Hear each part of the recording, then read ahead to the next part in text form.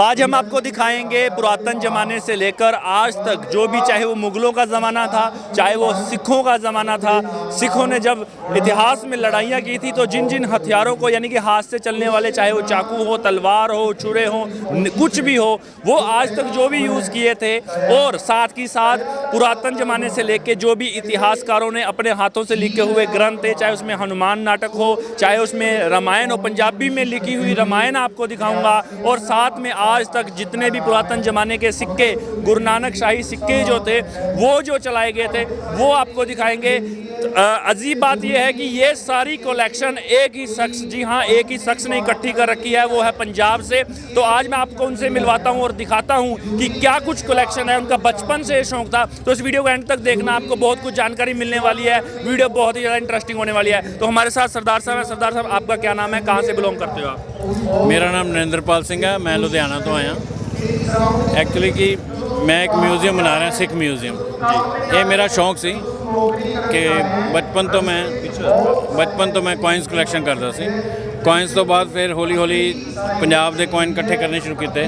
उस तो सिख कॉइन्स ने मैंने बहुत अट्रैक्ट किया, बिकॉज ਜਿਹੜੇ सिख कॉइन्स हैं वो यस सिख कॉइन्स ਜਿਹੜੇ है वो दुनिया की ਇੱਕੋ ਇੱਕ ਕਰੰਸੀ है ਜਿਹੜੀ कि गुरु के नाम से चली। तो ਇਹਨਾਂ ਦੇ ਉੱਤੇ ਰਾਜੇ ਨੇ ਆਪਣਾ ਨਾਮ ਨਾ ਲਿਖ ਕੇ ਗੁਰੂ ਦੇ ਨਾਮ ਤੇ ਸਿੱਕਾ ਚਲਾਇਆ, ਇਸ ਕਰਕੇ ਅਸੀਂ ਇਹਨੂੰ ਨਾਨਕਸ਼ਾਹੀ ਸਿੱਕਾ ਕਹਿੰਦੇ ਹਾਂ। ਅੱਜ जो मैं ਇੱਥੇ ਐਗਜ਼ੀਬਿਸ਼ਨ कर रहा ਉਹਦੇ ਵਿੱਚ पुराने शस्त्र हैं, पुरातन शस्त्र और नानकशाही सिक्के और हाथ के लिखे हुए ग्रंथ। चलिए शुरू करते हैं। सबसे जो पुराने ज़माने की जो हथियार हैं, सिंह साहब ने बहुत अच्छी कलेक्शन रखी हुई है। ये आप देख सकते हैं, तलवारें हैं, किरच है, खंडा है, तलवार है, और जिसको शमशीर वर्ड आपने सुना होगा वो यहाँ पर उपलब्ध है। जी सरदार साहब, दिखाना शुरू करें क्या क्या चीज़ है और थोड़ा थोड़ा उसके बारे में, इतिहास में क्या क्या है, वो भी थोड़ी जानकारी हमारे बताते रहें। जी, आज जो यहाँ शस्त्र रखे हुए हैं उनमें जो ब्रिटिश पीरियड के हैं, उससे पहले सिख पीरियड के थे, उससे पहले मुग़ल पीरियड के थे। तो मुग़लों के साथ भी सिखों की जंग हुई है, एंग्लो ब्रिटिश वार भी हुई है। तो उस वक्त टाइम पे शस्त्रों में क्या क्या चेंजेस आई, कहाँ से बने, तो वो मैंने कोशिश की कि बच्चों को ये पता चले कि हमारे कौन कौन से शस्त्र थे। जी, सबसे पुराना अगर हम, ये एक शस्त्र है जी, इसमें क्या है कि ये विल्किंसन स्वॉर्ड कंपनी लंदन का बना हुआ है। ओके। इंग्लैंड के किंग का क्राउन और उसका इंसिग्निया बना हुआ है। जी, ये सेकेंड वर्ल्ड वॉर के पीरियड की स्वॉर्ड है। ओके। तो ऐसे ही अलग, ये आपने कहाँ से खरीदी है? ये मुझे, आप खरीदते हो या आप लेते हो, कैसे इतनी कलेक्शन आपने कैसे इकट्ठी की? एंटीक डीलर्स जो होते हैं, ओके, उनके पास से हमें चीज़ें मिल जाती हैं, या कई ऑक्शंस होती हैं, वहाँ से हम खरीद लेते हैं। तो इसके पीछे तो आपने बहुत सारी मोटी रकम चुकाई होगी। हाँ, उसके लिए मुझे कोई इतनी खास दिक्कत नहीं, मैंने अपनी ज़मीन बेचकर ये सामान खरीद लिया। अच्छा, पूरी ज़मीन ही बेच? दोस्तों, ये एक बहुत बड़ी सुनने वाली बात है, इन्होंने अपनी ज़मीन बेचकर ये सारी कलेक्शन कंप्लीट की है। तो मैं इंजीनियर हूँ, मैकेनिकल इंजीनियर हूँ। पिछले 32 साल की मेरी जितनी अर्निंग थी मैंने सारी इसी में लगाई। और उसके अलावा जैसे ये एक स्वॉर्ड है, अब ये बहुत अलग टाइप की है। इसका ब्लेड जो है आगे से चांद की तरह कटा हुआ है और इस पर सारा चांदी का काम हुआ है। और उसके जो एज के ऊपर, ब्लेड के एज के ऊपर लिखा है बीबी साहेब कौर। अच्छा, अभी लिखा है पर यस, शायद नहीं देख पाएंगे कैमरे से। बीबी साहेब कौर लिखा हुआ है यहाँ पे, जिनको हम माता साहेब कौर बोलते हैं। ये गुरु गोविंद सिंह जी की वाइफ जो है, उनकी स्वॉर्ड है, उस जमाने की है। ये लगभग कितनी पुरानी हो सकती है? ये जो तलवारें हैं, जो कोई भी शस्त्र हैं, ये जो गुरु साहब के टाइम पे जो वार लड़ते थे, जो जंगों में हिस्सा लेते थे, उन फैमिलीज़ के पास ये शस्त्र होते हैं। तो हम ज़्यादा से ज़्यादा वैल्यू देकर उनसे ये शस्त्र ले लेते हैं। ओके, और दिखाइए कुछ ऐसी इंटरेस्टिंग जो हमारे दर्शकों ने आज तक नहीं देखी होगी। जैसे ये खंडा है, खंडा 2 धार वाला देखा होगा, जैसे आपने बाबा दीप सिंह जी के हाथ में खंडा देखते हैं, उसमें 2 धार होती हैं। यहाँ जो मैंने खंडे रखे हुए, एक तो ये 2 धार वाला खंडा है और एक ये खंडा है जिसमें एक तरफ धार है। अच्छा, ये एक तरफ धार वाला खंडा है। ये एक धारी खंडा, उसको 2 धारी खंडा बोलते हैं। तो ये उस जमाने में किसी न किसी ने यूज़ जरूर किए होंगे। ये सभी शस्त्र यूज़ किए हुए हैं। अभी जैसे ये स्वॉर्ड है, इस पे बहुत बढ़िया चांदी का काम किया हुआ है। ये कुछ उर्दू में लिखा हुआ है, इसमें फारसी में लिखा हुआ है रियासत रामपुर। फारसी में जो रामपुर स्टेट के नवाब हैं, ये उनकी तलवार है। ऐसा नहीं है कि ये खुद आपने मैन मेड है या आपने खुद बनाई हो बाद में देखकर? इनकी जो मेटलर्जी है, इनके ऊपर जो पैटीना है, उससे पता चल जाता है कि इसका क्या पीरियड है। जैसे ये पूरा चांदी का काम था, मगर ये चांदी उतर चुकी है जगह जगह से, तो इससे हमें पता चल जाता है कि इसका क्या पीरियड था। या इसके ऊपर ये सिंबल बने होते हैं, ये आप देख सकते हैं सिंबल बने हुए हैं इसके ऊपर, ये सिंबल तो यह पहचान होती है इनकी। हाँ जी, ये सिंबल पता चलता है कि ये बुड्ढा दल की तरफ से निहंग सिंहों ने यूज़ की हुई है। ओके, और कुछ खास आपके पास क्या ऐसी चीज़ है जो? ऐसे इसमें कई चीज़ें खास हैं, जैसे ये एक सॉर्ड है, ये हमारा रणजीत सिंह के पीरियड की है। इसके ऊपर गुरमुखी में लिखा हुआ है अकाल सहाय। ये आप देख सकते हैं गुरमुखी यानी कि पंजाबी के अंदर अकाल सहाय है। अगर आप ध्यान से देख सके तो इसके ऊपर लिखा गया है अकाल सहाय लिखा, अकाल सहाय लिखा गया है। हालांकि काफ़ी ज़्यादा पुरानी है, इस वजह से मिट चुका है। तो ये तलवार है, ये पटियाला स्टेट की अपनी तलवार है। फौजी का उसका जो सिपाही था उसका नंबर लिखा रहता है इस पे। अच्छा, पर्शियन में, फारसी में। उस जमाने में बंदूकें नहीं होती थी तो तलवारों से फौज में लड़ा जाता था। भी थी, मगर मैन टू मैन जब फाइट होती थी, क्लोज फाइट में तलवार ही यूज होती थी। तब तलवारें यूज होती थी। जैसे ये एक शस्त्र है, इसको तेगा बोलते हैं। क्या बोलते हैं? तेगा होता है, इसका जो जड़ से ये ब्लेड की चौड़ाई कम होती है, आगे जाकर ये फैल जाती है, ताकि अंदर पेट में जाए और वापस आए तो फाड़ के इसका हर एक शस्त्र का अपना वार होता है। ओके। इस पे भी चांदी का काम किया हुआ है और ये तेगा है। और एक आपने सुना होगा, मुगल टाइप सॉर्ड है, इसको शमशीर बोलते हैं। शमशीर, ये तो काफी पतली ओपन होता है और इसमें ये चांदी का सारा हैंडल है।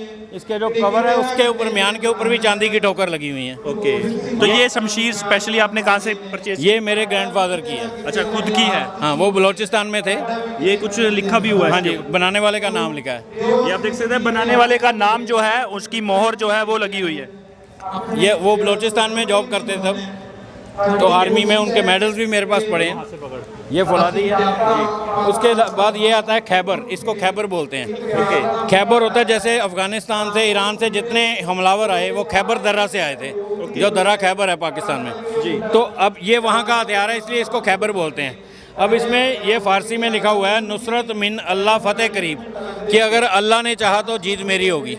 ओके, डबल चेक किया। तो आप देख सकते हैं काफ़ी ज़्यादा कलेक्शन यहाँ सरदार साहब के पास है। तो ये जो चीज़ें हैं, ये अंकुश है, ये हाथी को कंट्रोल करते थे इससे। जैसे कि कैसे, मतलब? हाथी के माथे पर इसको मार के हाथी को कंट्रोल किया जाता था। इसको अच्छा। अंकुश बोलते हैं। Okay okay okay. तो ये आप देख सकते हैं काफ़ी ज़्यादा। ये गुप्ती है, जो गुप्त होती है, ये स्टिक में होती है। ओके। जैसे ये देखिए, ये ऐसे स्टिक होती है, देखने के छड़ी होती है, डंडा लगेगा और मौके पे काम आ जाएगी। इसमें से ये हथियार निकल सकता है, इसको गुप्ती बोलते हैं। तो काफ़ी गुप्त तरीके के हथियार बनाया करते थे उस जमाने में, ताकि देखने वाले को पता चले कि ये डंडा है, लेकिन बच्चा है, करपा बर्चा है, नेजा है। ये आप देख सकते, ये मैं जानना चाहता था, क्योंकि जब मैंने वीडियो बनाया, ये क्या चीज़ है? ये जो बर्चा होता था, वो भाला जो लंबा होता है, उसकी छड़ी के नीचे ये लगती है, इसको सुम बोलते हैं। ओके। और ये ऊपर ये लगता है ब्लेड। तो ये 1 फुट 1.5 फुट का ये है, 1.5 फुट का ये, नीचे बीच में 8 फुट की स्टिक होती है। तो 8 फुट का भाला उठाने के लिए तब आदमी भी तकड़े होते थे, तब आदमी भी 8 फुट के होंगे, लंबे चौड़े होते थे, तब ये वही इसको उठा सकते हैं, वही मार सकते हैं। ओके। तो ये ग्रंथ मैं देख सकता हूँ, ये क्या चीज़ है सरदार साहब? हाँ जी, ये ग्रंथ, इसमें 5 ग्रंथी है, 10 ग्रंथी हैं, भाई गुरदास जी की वारें हैं, भक्तों की बाणी है। उसके अलावा हिंदू धर्म से भी सुनने में आपके पास हनुमान नाटक है। खास है कि ये हनुमान नाटक गुरुमुखी में लिखा हुआ है। अच्छा, पंजाबी के अंदर? यस, 299 ईयर ओल्ड है, करीब 200-300 1722 में लिखा गया। ये हनुमान नाटक है, गुरुमुखी में लिखा हुआ। आमतौर पे हमें हनुमान नाटक रामायण, भगवत गीता संस्कृत में मिलती हैं, मगर ये आगे मेरे पास रामायण भी रखी हुई है, महारामायण है, वो गुरुमुखी में लिखी गई। तो आप देख सकते हैं, ये छोटे छोटे जो चाकू हैं, खंजर, ये पेश कबज है, ये ईरानी हथियार है वैसे। ओके। इसके ऊपर ये हैंडल पे हाथी का दांत लगा हुआ है। ओके। ये जो ये आइवरी है, ये करीब 300 साल का इसका पीरियड है, 300 साल पुराना है। ये फौलादी है ब्लेड इसका, और ये हाथी दांत लगा हुआ है। ओके दोस्तों, ये एक चीज़ सोचने वाली है कि इन सरदार साहब ने ये सारी कलेक्शन इकट्ठी करने के लिए अपनी ज़मीन तक को जो है बेच दिया, ताकि ये सारी जो फंडिंग है, जो भी पैसा इसको यूज़ किया, क्योंकि ये चीज़ें जो है परचेज करनी पड़ती हैं, और जो बेचने वाला होता है अपनी मुँह मांगी कीमत मांगता है। मान लीजिए आपके पास कोई सैकड़ों वर्षों पुरानी कोई चीज़ है, तो आप उसके मुँह मांगा रेट मांगे, क्योंकि देखने वाले और लेने वाले का जो है वो दिल होता है कि वो खरीदे ही खरीदे। तो आपने भी बेशुमार कीमत जो है इनकी पे की हुई है। जैसे ये कुरान है जी, इस कुरान के ऊपर तब ये 300 साल 350 साल पहले जब औरंगजेब बादशाह का पीरियड था जी, तब इसके ऊपर उसके फर्स्ट पेज पर जो प्रधानमंत्री था उसका वज़ीर आज़म देख सकते हैं हम, उसके वज़ीर आज़म ने ये तस्दीक किया हुआ है कि ये जो कुरान है ये बादशाह औरंगजेब के हाथ की लिखी हुई है। उसने अपना नाम लिख के उसमें साथ ये हैंडराइटिंग इनकी है। ये जो औरंगजेब के वज़ीर आज़म थे उन्होंने खुद लिखा है कि ये जो कुरान है ये औरंगजेब ने खुद लिखी है। अच्छा, तो ये आपने कहाँ से परचेज की? ये मेरे को एक मलेरकोटला की फैमिली से मिली है। अच्छा, गिफ्टेड है? नो, अच्छा, पैसे दे के लिए है, जो भी लेन देन हुआ है। जैसे ये है, ये रामायण है, महारामायण इन गुरुमुखी। अच्छा, यस, ये दोस्तों पहली बार आपको रामायण जो है पंजाबी के अंदर यानी कि गुरुमुखी जो लैंग्वेज है उसमें देखने को मिलेगी। ये 200 साल के करीब इसका 1829 में लिखी गई है और इसमें जो 1500 पेजेस हैं और गुरुमुखी में लिखे गए हैं और एकदम बिल्कुल ये इंटैक्ट है और इसका जो पेजेस हैं वो बिल्कुल आज भी ऐसे हैं जैसे आज ही लिखी होती है। ओके, इसकी जो इंक है वो उसमें पूरी चमक है। जो इसका पेपर है हैंडमेड पेपर है जो राइस से चावल से बनता था। ओके, तब लाहौर और रावलपिंडी में ये पेपर तैयार होता था। तो इस किताब के पहले पन्ने पर उसने बंदे ने ये लिखा कि इसको लिखने के लिए कितने पैसे दिए गए। 200 साल पहले इसको उसने 41-42 रुपये इस पे खर्च किए ये रामायण लिखाने के लिए। Okay, okay. तो ऐसे ही ये किस्सा यूसुफ ज़ुलेखा है फ़ारसी में, ये किस्सा नल दमयंती है फ़ारसी में। ऐसे ये गुरुमुखी में जो है 5 ग्रंथि है, 10 ग्रंथि है, भक्तों के ग्रंथ है यस। और ये नीचे नीचे कोहाड़ियाँ मैं देख सकता हूँ। ये दर्शकों को ये दिखाइए, जिसको गंडासा बोलते हैं। ये गंडासा है। इसमें क्या है कि सफ़ा जंग, ये क्या चीज़ है सफ़ा जंग? क्या ये वाला सफ़ा जंग है। ऐसे इसके अलग अलग पैटर्न्स हैं। जैसे एक ही ये सफ़ा जंग है, उसके अलग अलग पैटर्न्स हैं। जब अगर गंडासा है तो उसके अलग अलग पैटर्न्स हैं। ये कटार है, ये फीमेल जो हैं लेडीज़ के लिए होती थी। छोटी सी कटार उनके कपड़ों के अंदर आ जाती थी। अच्छा, अंदर यहाँ पे यस, जो छुपा के रख सकती थी। ये बहुत कम मिलती है। ये काफ़ी कटार बोलते हैं इसको। ये रेयर है काफ़ी। हम लोग कटार वो चलाने वाली कटार सोचते हैं। नहीं, ये ऐसे होता है, इसको ऐसे हाथ में लेकर इसको ऐसे पकड़ाते हैं, हाथ से आपका हाथ सेफ रहता है। इस पे ये गोल्ड का काम किया हुआ है। ये मुगल पीरियड की है, 400 साल का पीरियड है इसका। अच्छा, ये देख सकते हैं कि किस तरीके इसको बोलते हैं कटार। और ये आपके बताया हाथ को यहाँ पे अगर कोई तलवार मारे या कुछ भी मारे, आपका हाथ कलाई बहुत ज़्यादा सेफ रहती है। तो काफ़ी बेशुमार जो चीज़ें हैं, ये चीज़ें आपको शायद यूट्यूब और फेसबुक पे बहुत ज़्यादा कम ही देखने को मिलेंगी। ये कटारा, इस पे सारा गोल्ड का काम किया हुआ है। ये गोल्ड प्लेट, ये सारा सोने का काम है। ये सारा गोल्ड का है। इसमें इनले वर्क किया हुआ है सारा। ओके, सारा गोल्ड का काम है इसमें। ओके, चलिए आगे चलते हैं। अब आप देख सकते हैं ये कुछ चीज़ें आप देख सकते हैं। बारूददानी है जिसमें जो गन पाउडर फ्लास्क बोलते हैं इसको। ओके। जो बंदूक में पाउडर भरने के लिए, गन पाउडर भरने के लिए, बारूद भरने के लिए इसमें बारूद भरा रहता था। इससे पिस्टल में बारूद डालते थे। अच्छा, ये बारूद को Yes, ताकि इसको विस्फोट ना हो, Yes, मजबूत बनाया गया। हाँ, ये बारूददानी। ये आपने कहाँ से परचेज की? ये मेरे को यूपी में से मिली है किसी। और ये क्या चीज़ है सरदार साहब? मैं ये भी बारूददानी है, उसमें मॉडल्स हैं। ये तीर हैं, ये तीरों का जो कवर है बत्ता है। और ये हेलमेट है। हेलमेट? यस, मतलब लोहे का। अच्छा, इससे गर्दन पे अगर पीछे से कोई वार करेगा गर्दन पे तो तलवार से कटेगी नहीं। तो अक्सर आपने जो वीडियोस में जैसे कि जोधा अकबर टाइप की वीडियोस में और जो सेनापति लड़ते हुए देखे थे, वो वही हेलमेट यूज़ करते थे। अब आते हैं हम सिक्कों पे। ये सिक्के जो आज लगाए हुए हैं ये बेसिकली पंजाब के कॉइन्स हैं। पंजाब में जितनी सिख रियासतें थी, जो महाराजा रंजीत सिंह थी, उससे पहले सिख मिसलें थी अलग अलग। फिर 12 मिसलों को इकट्ठा करके महाराजा रंजीत सिंह ने एक सिख सॉवरेन स्टेट बनाई थी। तो रंजीत सिंह के पहले मिसलों के सिक्के और उसके बाद रंजीत सिंह के अप टू दलीप सिंह तक के सिक्के हैं। उसके अलावा जो पंजाब की सिख स्टेट है जिसमें पटियाला, नाभा, जींद उनके सिक्के हैं। यस, जींद के सिक्के हैं, नाभा के सिक्के हैं। तो मतलब हर रियासत, हर जगह के सिक्के अलग अलग होते थे। हर राजा का अपना सिंबल होता था उस पर। जितनी रियासतें उतने सिक्के। हाँ, जितनी रियासतें थे उनकी अपनी करेंसी होती थी और उसके बाद भी राजा का भी अलग सिंबल होता है, जिससे हम ये देख सकते हैं कि ये फलां सिक्का जो है ये महाराजा करम सिंह का है या नरेंद्र सिंह का है या राजेंद्र सिंह का है। कौन से राजा की प्रजा है ये भी पता चल जाता है। यस। ओके। अभी इसमें जो सिक्के जो सिख कॉइन है उनमें ये खास बात यह है कि दुनिया की एक ही करेंसी है। चाहे आप देख लो पीछे ग्रीक्स के देख लो, रोमन कॉइन देख लो, मिडिवल पीरियड देख लो, उसके बाद आप मुगल्स देख लो, ब्रिटिशर देख लो, सभी ने अपने नाम पे सिक्का चलाया। ये दुनिया की एक ही करेंसी है जिस पे सिक्के पे गुरु का नाम लिख के सिक्का चलाया। कौन सा सिक्का हम देखना चाहेंगे, हमारे दर्शकों को दिखाना चाहेंगे? ये सिक्के हैं जी, ये सारे गुरुमुखी में सिक्के। नानक शाही लिखा हुआ है इस पे, ये लिखा है नानक शाही। ये पर्शियन में, फारसी में लिखा हुआ है नानक शाही जी। और ये जो चांदी के सिक्के हैं ये चांदी के रुपए हैं और तांबे के पैसे हैं। जो चांदी के सिक्के हैं इस पे भी नानक गुरु गोविंद सिंह फारसी में लिखा हुआ है।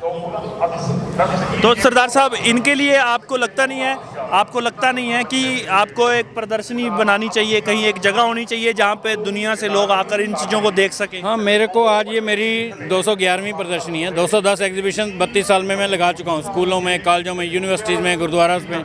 अभी ये क्या है कि मेरा जो मंतव्य है, ये एक तो होता है जैसे लोग सारे काम करते हैं, बीच में बर्तन भी रख लेते हैं, ग्रामोफोन रिकॉर्ड भी रख लिए।